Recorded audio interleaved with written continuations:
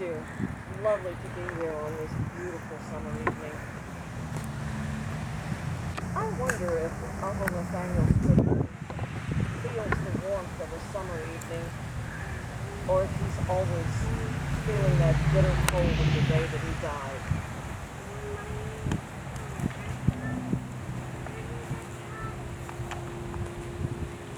In 1813, my brothers Joel and Abner and I set off on an exploring expedition in search of some wild land to purchase and make a new town. We were merchants, manufacturers, tradesmen, land speculators. We were urban frontiersmen. We were in search of the perfect place to build commerce and industry, build the culture of a new community. We knew that our trip had been successful when we reached the foot of the falls of the Ohio River. Our acquisition allowed us to gain 825 acres of true wild land, so dense with vegetation it was impossible to see one rod into the woods. On the 2nd of March, we felled the first tree and built a new cabin. On the 2nd of May, our families joined us here in our soon-to-be new town. We had good fortune of most immediately making acquaintance with a surveyor by the name of John Kennedy Graham. And so we started the task of laying out the streets and lots of the new city. I could still envision my nephew William faithfully carrying out his duties as Mr. Graham's sworn chain carrier. An honorable task it was for that young man indeed. We set the lots off in gridiron fashion and laid off the streets parallel to the river. Lots were reserved for public uses such as a town hall, courthouse, and a jail. And other areas were reserved for parade grounds, for churches, and of course for a school. On the 2nd day of November, we offered the first public sale of lots in the town, New Albany. We soon built a steam sawmill and established a brickyard. And to demonstrate the fine quality of construction materials that were available here, my brother Joel started construction of a new home in the developing area of the town. It was built of timber frame and brick inlay and dressed with clapboard siding. It's a fine home indeed. People came, houses were built up and down the streets, interspersed with businesses. The commerce and industry began to develop, and the community began to grow. In 1819, Indiana had just become the 19th state of the Union. Mr. Graham and I had just traveled to Corydon and made petition of the legislature there. We made a good argument, and soon New Albany will no longer be enclosed in Clark County.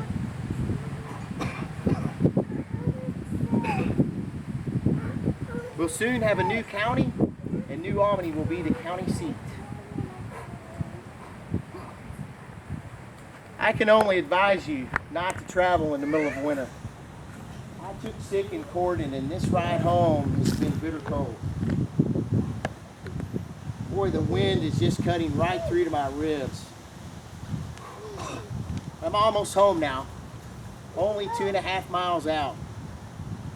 I think I'll stop at Mr. Watson's house. I can get warm there. I'll be home soon. The spirits can walk abroad. Might John Kennedy Graham come to visit Uncle Nathaniel? Nathaniel! Oh, Nathaniel! I see the spirit world's allowed us to walk freely like it did in 2013 and 16. John, come! John, come, let's celebrate. It's been 200 years since we fathered Floyd County and become the masters of our own destiny. Let's celebrate. We did it! We did it! We did it! free now. First a town, Then a state. and then the county. We did it. We did it. We even have boundary markers that still are in place now, that still rule the land, true and set. And we have a wonderful planet that we live in now because of our work. And even the citizens are all here to see what we have done. Yes, John. I could not have imagined how far our dreams and our hand-drawn plans and maps would come. Look, these people have come to celebrate with us. New Albany in Floyd County has become a perfect example of American freedom, just as we planned. Absolutely. And a community spirit that we had was what was created by hard-working families that worked hard together, that stayed together, and created this beautiful community.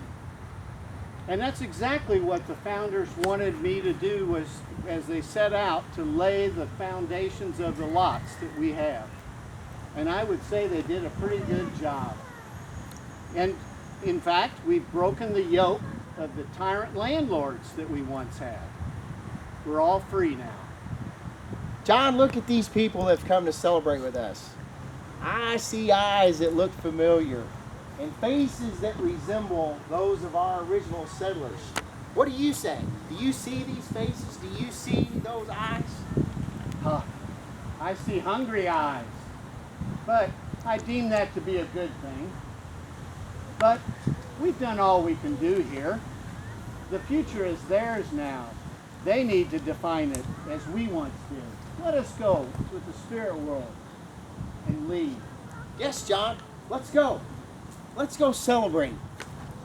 I hear music playing. Let's go celebrate. My father told me the stories. I finally persuaded him to take pen in hand and write down what he remembered. Of course, I got to be here for the celebration of the centennial of New Albany, an entire city block illuminated with electric lights. Turned night into day. I wonder if I'll be here for the centennial of Floyd County.